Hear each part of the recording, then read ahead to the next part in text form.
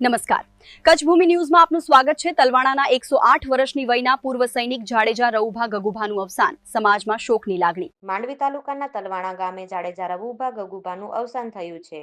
108 વર્ષની દીર્ઘ આયુષ્ય દરમિયાન તેમણે દેશપ્રેમ, ફરજ અને સમર્પણનું ઉત્તમ ઉદાહરણ પૂરું પાડ્યું હતું। આજે તેમનો દેહ પંચમહાભૂતમાં વિલીન થયો હતો। તેમને સૌએ શ્રદ્ધાંજલિ અર્પિત કરી હતી। તેઓ ભારતીય સેનાના ગૌરવસભર પૂર્વ સૈનિક હતા। દેશની રક્ષા માટે તેમણે 1961 અને 62ના ચીન યુદ્ધમાં બહાદુરીથી ભાગ લીધો હતો, તેમજ 1971ના ભારત-પાકિસ્તાન યુદ્ધ દરમિયાન પણ પોતાની ફરજ નિષ્ઠાપૂર્વક નિભાવી હતી। તેમના જીવનમાં દેશપ્રેમ અને શૌર્યના મુખ્ય મૂલ્યો રહ્યા હતા।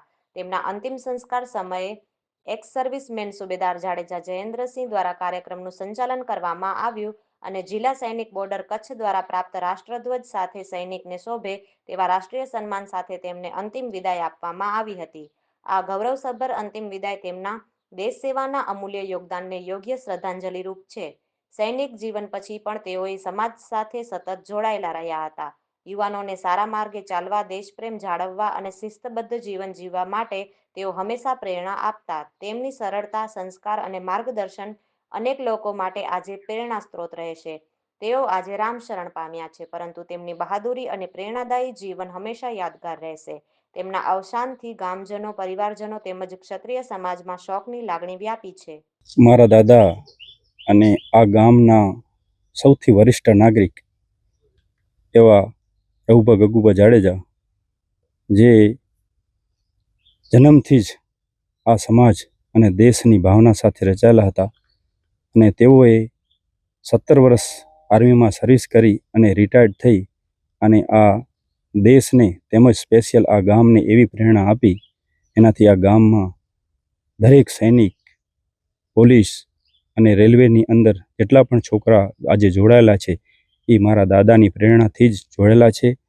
આજે આ ઇન્ટરવ્યૂ આપવાનો અમારો કોઈ ઈરાદો ન હતો, પરંતુ જ્યારે જિલ્લા સૈનિક બોર્ડથી અમને આ સન્માન આપવામાં આવ્યું અને કહેવામાં આવ્યું કે આ સૈનિકની એક જે ભાવના છે એને જરૂર ઉજાગર કરજો, તેથી હું ગમગીન સ્વભાવથી આજે આ કહી રહ્યો છું કે જે મારા દાદા 17 વર્ષ સેવા કર્યા બાદ જ્યારે આવ્યા, એના પછી કોઈ પણ પ્રકારની એમણે નોકરી નથી કરી, માત્ર ને માત્ર સમાજ સેવા ઉપર એમણે ધ્યાન આપ્યું છે।